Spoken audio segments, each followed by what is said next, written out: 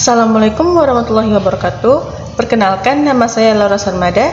Saya akan menjelaskan tentang kendala-kendala dalam pengambilan keputusan. Ada beberapa kendala-kendala dalam pengambilan keputusan. Nah, di sini saya akan menjelaskan satu persatu apa-apa saja kendala-kendala tersebut. A. Kendala yang bersumber pada diri pengambilan keputusan yang bersangkutan. Seorang manajer yang ragu-ragu dalam bertindak akan pengambil keputusannya, ia akan mengakibatkan 1. Ia menyerahkan pengambilan keputusan kepada para bawahannya yang sering dibenarkan dengan dalih pendelegasian wewenang. Terus yang kedua, ia mengangkat permasalahan ke tingkat yang lebih tinggi sehingga pimpinan pada hierarki yang lebih ataslah yang kemudian mengambil keputusan. Terus yang ketiga, ia mencari alasan sedemikian rupa sehingga peranan pengambilan keputusan itu bergeser secara horizontal kepada manajer lain yang setingkatnya. B. Hantu kegagalan masa lalu. Berbagai cara yang dapat dilakukan manajer dalam mengendalikan trauma kegagalan masa lalu, yaitu yang pertama, pembentukan panitia ad hoc. Terus ada penyerahan tugas menyelesaikan masalah kepada sekelompok tenaga ahli dalam organisasi. Terus yang ketiga, pengarahan tenaga konsultan di luar organisasi. Terus yang keempat, penciptaan prosedur pengambilan keputusan yang sangat formal, sehingga proses pengambilan keputusan menjadi tugas dan tanggung jawab yang sifatnya kolektif dan tidak merupakan tanggung jawab manajer yang bersangkutan. Tindakan itu dapat membebaskan manajer pengambilan keputusan itu dari beban memikul tanggung jawab tunggal, akan tetapi tidak berbagi tekanan organisasional. Misalnya, tindakan demikian menimbulkan keprihatinan berbagai pihak apabila keputusan yang diambil tidak. C. Pemahaman yang tidak tepat tentang peranan informasi. Pemahaman yang tidak tepat tentang informasi dalam pengambilan keputusan dapat menjadi kendala yang harus disingkirkan. Jadi, informasi yang diberikan harus lengkap, mutakhir, dapat dipercaya, terolah dengan baik, dan tersimpan dengan rapi. Tidak jarang terdengar keluhan para pengambil keputusan yang mengatakan bahwa mereka tidak mengambil keputusan karena tidak memiliki informasi yang cukup. Ada kalanya keluhan itu benar, tetapi tidak jarang dari itu merupakan cara untuk mengelak dari tanggung jawab untuk mengambil keputusan. Bahkan sesungguhnya pengalaman menunjukkan bahwa dalam banyak hal situasi yang dihadapi oleh keputusan adalah justru terlalu banyak informasi yang disajikan kepadanya. Ini mengakibatkan terlalu banyak waktu dan tenaga yang terpukau untuk menganalisis informasi guna menentukan informasi yang mana yang lebih relevan dan yang mana yang tidak, sehingga proses pengambilan keputusan menjadi lambat. Dalam kaitan ini, pengalaman dapat diberikan sumbangannya yang berarti dalam meluruskan persepsi para pengambil keputusan tentang peranan yang tepat dari informasi ini dalam proses pengambilan keputusan. D. Konsultasi yang berlebihan. Ada 7 sifat konsultasi dalam proses pengambilan keputusan. Yang pertama, ada konsultasi yang bersifat memberitahukan. Konsultasi ini, seorang pengambil keputusan berkata, "Saya telah mengambil keputusan demikian, terserah saudara mau menerimanya atau tidak."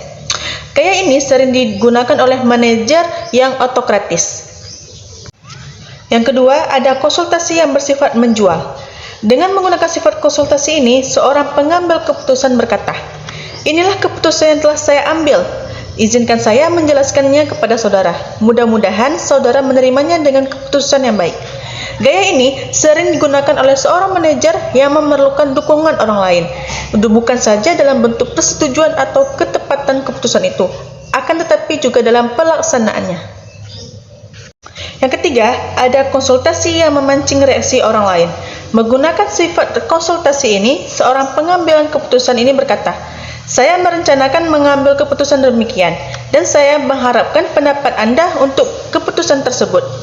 Gaya ini, seorang manajer pengambil keputusan yakin akan kebenaran tindakannya dan tidak perlu dukungan orang lain. Yang keempat, ada konsultasi yang bersifat minta pertimbangan orang lain. Sifat ini, seorang manajer berkata, "Saya sedang memikirkan untuk bertindak demikian. Saya harap saran saudara apa yang dapat saya lakukan, apakah saya menyempurnakannya atau mengubahnya supaya menjadi tindakan yang lebih tepat." Biasanya, proses konsultasi ini dilakukan dengan meminta pendapat orang lain, Mungkin karena orang yang diajak konsultasi itu dipandang memiliki pengalaman yang lebih luas. Yang kelima, konsultasi dengan partisipasi aktif pihak lain. Dalam konsultasi ini, seorang manajer berkata, "Kita menghadapi situasi problematik demikian. Saya minta pendapat saudara-saudara dan saya akan mengambil keputusan berdasarkan pendapat dari saudara-saudara kemukakan itu." Gaya ini biasanya digunakan oleh seorang manajer demokratis, terutama di dalamnya terkandung banyak sekali masukan dari berbagai pihak, terutama dari mereka yang akan terlibat dalam berbagai langkah dalam proses pengambilan keputusan. Yang keenam, ada konsultasi dengan penekanan kuat pada pendapat orang lain. Dalam penggunaan sifat ini, seorang manajer akan berkata, "Beginilah situasi yang kita hadapi, dan inilah kendala-kendala yang harus kita atasi. Marilah kita mengambil keputusan akhir bersama-sama." Gaya ini merupakan kelanjutan dari gaya partisipasi aktif pihak lain.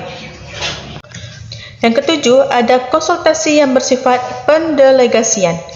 Kalau seorang manajer menggunakan sifat ini, dia akan berkata, "Saudara tentunya mengetahui apa yang harus saudara lakukan.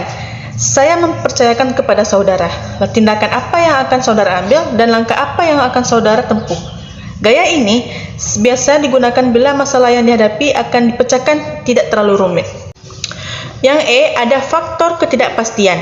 Ketidakpastian itu menjadi kendala karena yaitu yang pertama, mungkin kurangnya keyakinan dalam diri manajer yang bersangkutan tentang hasil yang akan diperoleh dan keputusan yang diambil.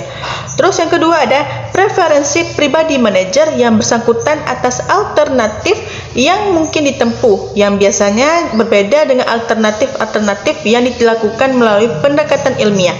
Terus yang ketiga, ada manajer yang bersangkutan meragukan apakah keputusan baru diperlukan.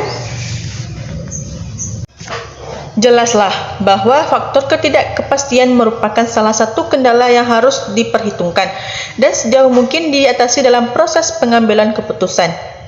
Karena manajemen ilmiah tidak sepenuhnya membantu para manajer mengurangi ketidakpastian, maka faktor-faktor kepribadian dan pengalaman mereka turut pula berperan.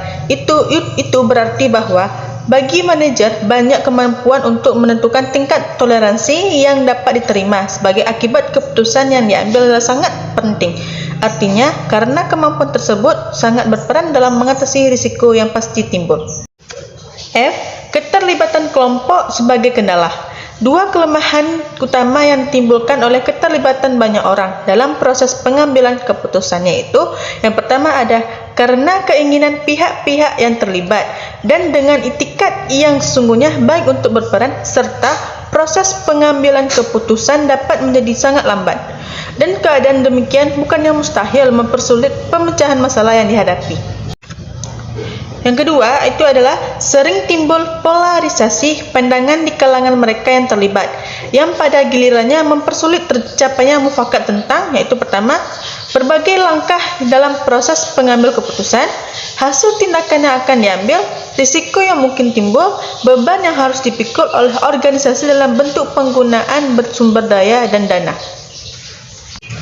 Dengan kendala seperti itu, kunci keberhasilan yang dapat melibatkan orang-orang tertentu dalam proses pengambil keputusan antara lain terletak pada penentuan tepat tentang jumlah orang yang perlu dilibatkan, dari mana mereka datang, dan semangat apa yang mereka harapkan dapat mereka berikan dalam proses pengambilan keputusan yang efektif. Selanjutnya ada G. Ketidakjelasan peranan. Ketidakjelasan peranan itu adalah tidak cukupnya informasi yang diperlukan untuk menjelaskan pekerjaan serta tidak adanya arah dan kebijakan yang jelas, ketidakpastian sanksi dan ganjaran terhadap perilaku yang dilakukan. Ada 5 pertanyaan yang bisa terjawab dengan memuaskan, yaitu siapa yang melakukan apa, siapa yang bertanggung jawab kepada siapa, siapa yang berhubungan dengan siapa dan dalam hal apa, jaringan informasi apa yang ada dan dimanfaatkan untuk kepentingan apa, saluran komunikasi apa yang tersedia dan bagaimana tata krama penggunaannya. Jawaban terhadap kelima pertanyaan tersebut pada gilirannya akan memperjelas peranan apa yang akan dimainkan oleh siapa dan dalam hal apa. Ketidakpastian peranan sering merupakan kendala serius dalam banyak organisasi. Ya, ketidakjelasan peranan itu dapat berakibat kepada kemungkinan terjadinya duplikasi atau tidak lancarnya koordinasi dan berbagai hal yang negatif lainnya. Selanjutnya, pada poin H itu ada kemalasan. Ada beberapa hal yang dapat melawan kemalasan tersebut, yaitu yang pertama ada 1. Berlatih untuk tidak membiarkan diri selalu diliputi oleh sikap ragu-ragu. Yang kedua ada berlatih senang bersikap tegas dan bangga atas sikap tersebut. Yang ketiga ada berlatih untuk secara cepat mendeteksi keraguan. Yang keempat ada berlatih diri memusatkan perhatian dan tenaga pada pemecahan masalah secara tepat. Yang kelima ada apabila tahap bertindak untuk memutuskan telah dicapai dalam proses pengambilan keputusan. Yang keenam, melatih diri mengikuti suatu prosedur tertentu baik pemecahan masalah maupun untuk pengambilan keputusan. Selanjutnya pada poin I itu ada kekurangmampuan mengelola waktu. Penelitian dan pengalaman menunjukkan bahwa kemampuan seseorang mengambil keputusan yang efektif dan rasional banyak ditentukan oleh kemampuan mengatur waktu yang tersedia baginya yang baik. Apabila seseorang merasa bahwa ia tidak mempunyai cukup waktu untuk melakukan semua tugas yang dipercaya kepadanya, dengan pengambilan keputusan sebagai salah satu tugas terpenting, sering terbukti bahwa kekurangan waktu adalah akibat kekurangan kemampuannya untuk mengatur diri sendiri. Selanjutnya, J. Kaitan pengambilan keputusan dengan stres. Faktor yang dapat menimbulkan stres dalam kehidupan manajer yaitu ada 1. Mengalirnya banyak informasi sehingga menyita banyak waktu dan tenaga dan pikiran untuk menganalisis dan menyaringnya. Yang kedua ada kebisingan yang terjadi di sekeliling tempat kerja. Yang ketiga, karena desakan waktu yang semakin kuat sehingga manajer yang bersangkutan merasa dirinya diburu-burukan untuk menyelesaikan tugas dan segera. Terus yang keempat, pertikaian yang terjadi dalam kehidupan. Itulah beberapa kendala dalam pengambilan keputusan. Semoga materi yang saya sampaikan ini bermanfaat bagi kalian semua. Dan saya akhiri wabillahi taufiq wal hidayah. Assalamualaikum warahmatullahi wabarakatuh.